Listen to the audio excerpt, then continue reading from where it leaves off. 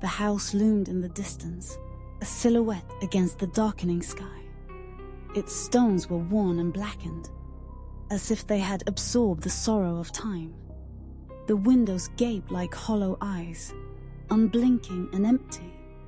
An unsettling stillness hung in the air, thick with the scent of damp earth and decay.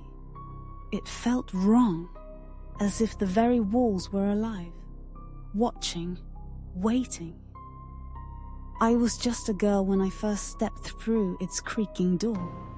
My heart raced with a mix of fear and curiosity. I had come to care for Miss Rosamond, a child orphaned by tragedy. Her aunt, Miss Furnivall, was a stern woman, wrapped in her own shadows. The house was cold, its calls echoing with silence. The servants moved like phantoms, their whispers barely audible, filled with dread. They spoke of ghosts, of curses that clung to the air like fog. The first night, I lay in the nursery, the fire sputtering weakly. Miss Rosamond slept soundly, but I couldn't find rest. The silence pressed against me, heavy and oppressive. I felt something lurking just beyond my sight, an ancient presence that stirred unease in my chest. It watched me from the dark corners of the room. Then I heard it.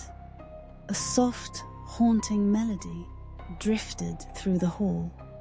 It was faint but unmistakable.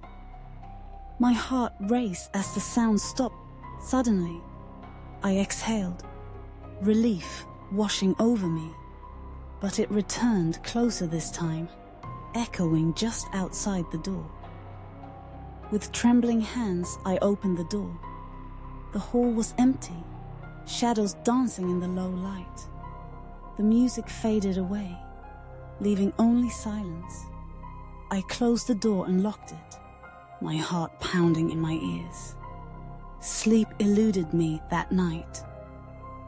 Days passed, and the music became a nightly visitor.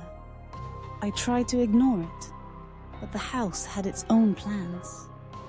Objects shifted when I wasn't looking. Doors creaked open and slammed shut, as if the house itself was alive. I heard footsteps in empty rooms, whispers that sent chills down my spine. I was never alone. One night, I awoke to a cold breeze.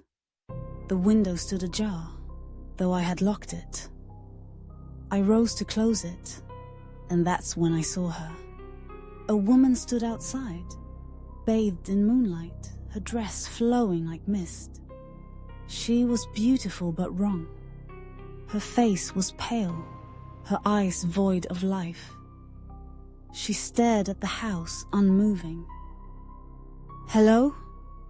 I called, my voice trembling. She didn't respond. I rushed downstairs, the cold wind biting at my skin. The moor stretched endlessly before me, dark and foreboding. But the woman had vanished, leaving only the whisper of the wind. Each night she returned. She appeared at the window, her dress fluttering in the breeze, her eyes vacant. I tried to speak to her, but she remained silent, a ghostly figure in the night. I felt drawn to her, an invisible thread pulling me closer. One evening, I decided to follow her. I waited by the window, breathless with anticipation. When she appeared, I bolted outside, the chill wrapping around me like a shroud. She was just ahead, leading me through the darkness. My heart raced as I chased her. She led me to an ancient chapel, hidden among the trees. The door was old, its wood splintered and cracked. The woman stood at the entrance, her dress whispering in the wind. She turned to me, her eyes still empty. Then she stepped inside. I hesitated, the air thick with foreboding. The chapel was dark, the scent of decay overwhelming. I lit a candle and entered, the flickering light revealing cracked tombs lining the walls. In the center stood the woman, her dress glowing faintly. She turned to me, her gaze piercing, then vanished. Panic surged through me. I searched the chapel, but she was gone. The whispers grew louder, echoing in the shadows. I felt something ancient and malevolent lurking just beyond my vision. It watched me, waited for me. In the corner, I found a tomb. Its lid was cracked, the stone weathered. I opened it, and my breath caught in my throat. Inside lay a woman, her dress flowing, her face pale and lifeless. She looked just like the figure who had haunted my nights. I staggered back, heart racing. The air chilled further, whispers rising to a cacophony. The presence grew stronger, suffocating. I felt it watching me, waiting. The woman began to visit me more frequently. In my dreams she appeared, her dress swirling like smoke. She whispered secrets, her voice haunting. She spoke of the chapel, of a curse that bound her spirit. She told me of the moors, of the dark winds that called to her. She spoke of the house, of the shadows that enveloped me. I tried to resist her pull, but her whispers ensnared me. I spent more time in the chapel, seeking answers. I discovered ancient texts, their pages brittle and yellowed. They spoke of a woman buried alive, cursed to wander the moors.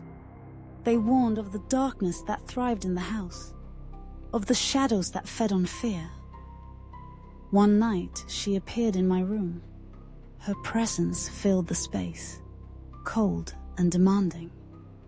She stood by the window, her dress fluttering. Her eyes were open, her gaze penetrating. "You must help me," she urged.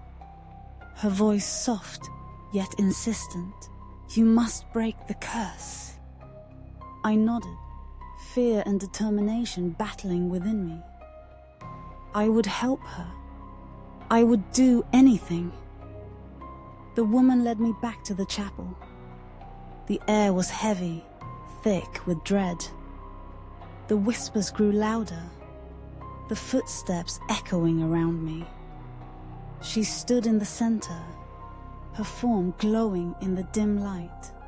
Her gaze bore into my soul. "You must open the tomb," she commanded. "You must set me free." Terror gripped me. The air turned frigid. The whispers crescendoed. I felt the presence closing in, suffocating me. I hesitated, but knew I had no choice. I opened the tomb. Inside lay the woman, her dress flowing, her face pale and lifeless. Her eyes were closed, yet she looked just like the figure who haunted my nights. I reached out, my fingers trembling. Her skin was cold, lifeless. Suddenly, her eyes snapped open, black and endless. A smile curled on her lips, twisted and malevolent. "Thank you," she said, her voice a chilling whisper. "Now you are mine." The air turned icy. The whispers roared. I felt the presence engulf me, wrapping around my soul. I was trapped, unable to escape. The woman stepped from the tomb, her dress swirling like shadows. She reached for me, her fingers cold and unyielding. I tried to flee, but I was rooted in place, ensnared by her dark magic. "You are mine," she declared, her voice resonating in my mind. Forever. The house stands on the edge of the moors, surrounded by darkness. Its stones are blackened, its windows dark and hollow. The air is heavy, thick with decay. It feels wrong, alive, watching. I am with her now, forever.